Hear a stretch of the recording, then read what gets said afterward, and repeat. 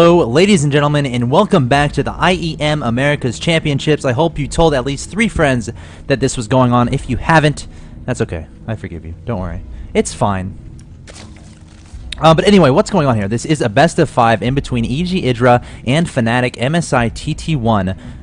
There's one spot left. It's simple. There's one spot left.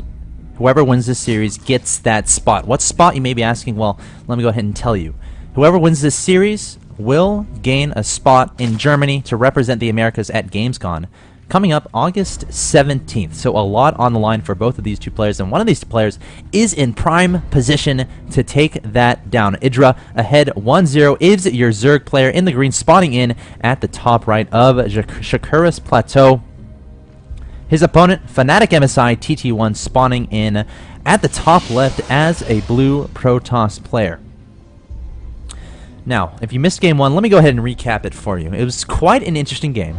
Definitely back and forth in a sense. I mean, IEDRA felt like he had the commanding lead the whole game. A little misleading, though. TT1 went for a Forge Fast Expand on Metalopolis. Pretty gutsy.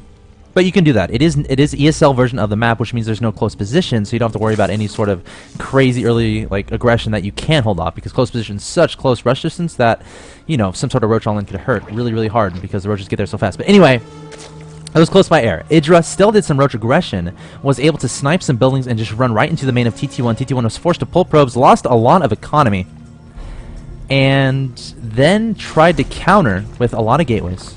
IEDRA barely held it off, came back, amassed a bunch of roaches, and TT1 tried another push later, but IEDRA won the game. So he is up 1-0 in this best of 5.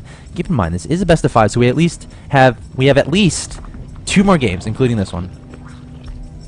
But yeah, that's what we have to look forward to. This is a Protoss versus Zerg on Shakura's Plateau. IEDRA getting a decently fast expansion, getting a spawning pool first and a gas, though.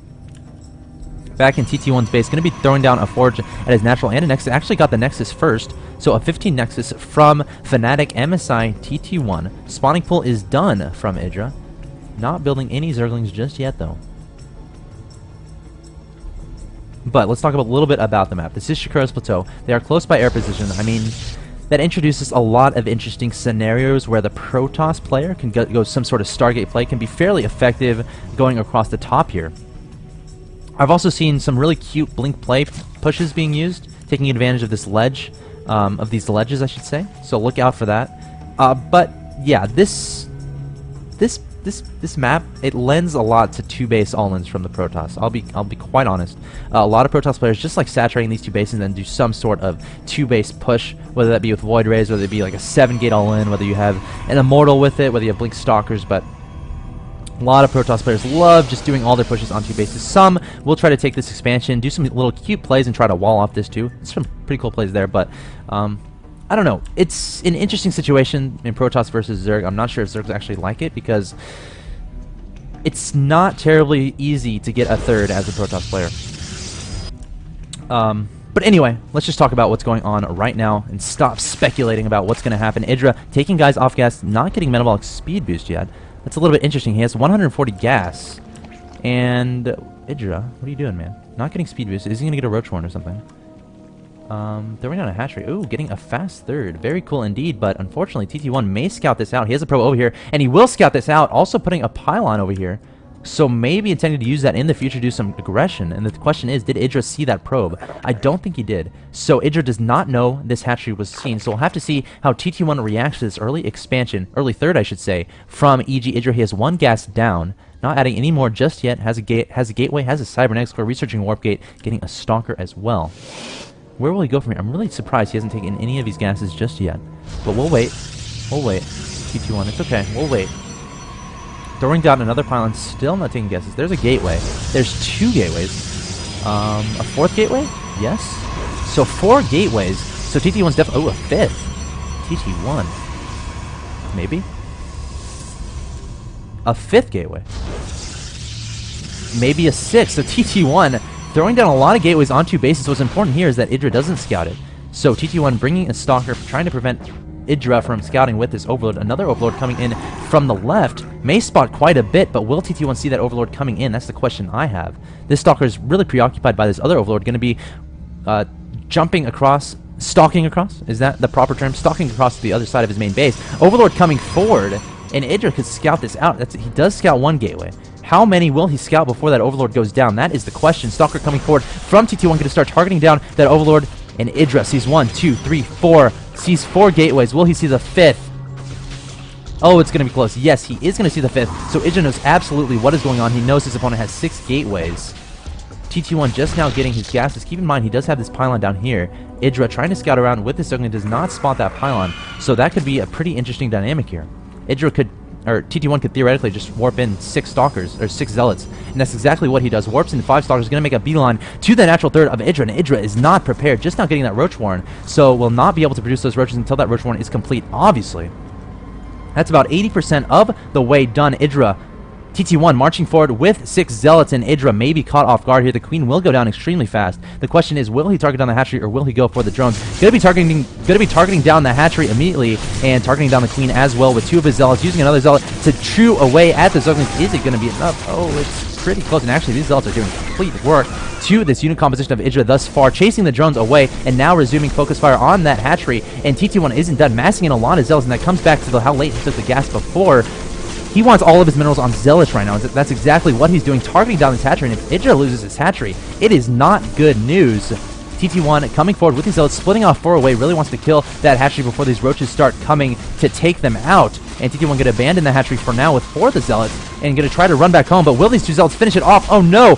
Oh no, it's 80, 72, 64, 65, 49, 33, 18, 2. Oh my gosh, the Zealot takes out the hatchery. That Zealot, literally with his last swipe, took down the hatchery and then was killed by a Roach. So IEGiDra has to be at least a little bit upset there, and TT1 is breathing a huge sigh of relief. Oh my gosh, I'm breathing a huge sigh of just excitement, I guess. But back home, TT1 warping in a lot of sentries, a Stalker, 3, 4 Zealots, has a robotics facility on the field, warping in an Observer, adding on a gateway and another Cybernetics core. So is going to take down, and Cybernetics core, I'm like, why is there a Cybernetics core there? Well, because he's going to take this one down so he can actually leave with these units. And he may do another push here. Let's see what IEGiDra has to combat this. Has his Roach Warren out. How many Roaches does he actually have on the field? That's the income tab. That's the units tab. There we go. He has 15 Roaches on the field. Takes down that forward pylon. At the same time, IEGiDra taking his 4th and his 3rd at the same time. Of course, retaking the 3rd. Remember, he lost that. In case you're just now joining us and missed the last 30 seconds of this game. But how do things stand? TT1 is ahead 101 to 91 supply. Income shows he's ahead 56 to 52, and he's going to be taking a 3rd right now. There's a gateway not complete. Overlord sees that, probably wondering what is up with that. There we go. The gateway is now being warped in. Stalker's going to take out this Overlord. At the same time, TT1 proceeding forward to the middle of the map.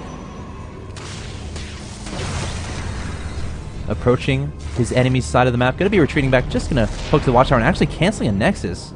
Did IEGiDra see that? Ooh, IEGiDra saw the Nexus, so he thinks, okay, he's taking the 3rd. I can macro up a little. Wrong. TT1 cancel the Nexus and is going to do an all-in here. Lots of Stalkers, Zealots, and Immortal. Look at all those sentries. There's about 10 there. 9. Sorry, I lied. But here we go. IEGiDra coming forward with these Roaches. Going to be caught off guard a little bit.